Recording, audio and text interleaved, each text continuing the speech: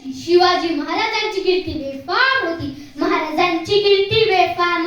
भल्या भल्यांना फुटला घाम. याला कोण घालिले सने दरबारी पुस्ती बेगमे. बडी बेगम म्हणजे आदिलशहाची आई बरं का.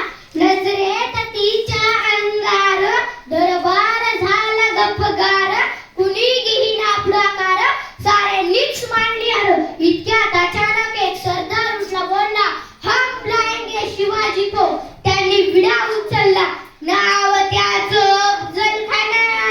नाव त्याचं अफजल खान. जिता जागता जणू सैतान. खान बोलला छाती ठोकून, शिवाला टाकतोच शिरडून.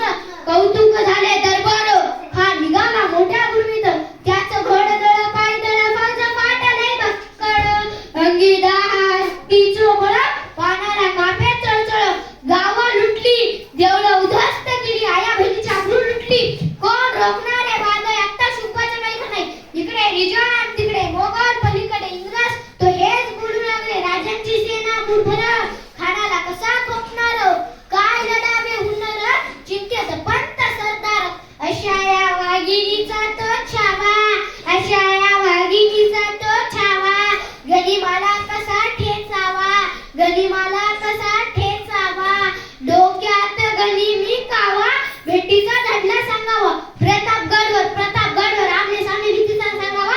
खानाने हसत हसत कबूल केला.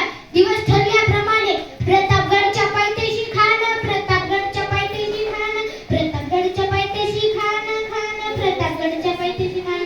बेगुमान त्यास नाही जाणीव शिवाजी राजाच्या करमतीची जी. शिवाजी राजाच्या करमतीची जी. अन्न त्यास नाही जाणीव शक्तीची जी जी. अन्न त्यास जाणीव नाही शक्तीची. अन्न काही करील कल्पना युक्तीची जी जी. खानाच्या भेटीसाठी महाराजांनी एक शामियार उभारला होता. भेटीसाठी छान उभारल्या नक्षीदार शाम्या आल्या. अशा शाम्याला खान डौलत डुलत आला. खान डौलत डुलत आला. सह्यवंड त्याच्या संगतीला. सह्यवंड त्याच्या संगतीला. शुभाच्या संगती महारा. शुभाच्या संगती महारा. राजाला पाहून खान म्हणतो कसा, आओ आओ शिवाजी हमारे गले लग जाओ.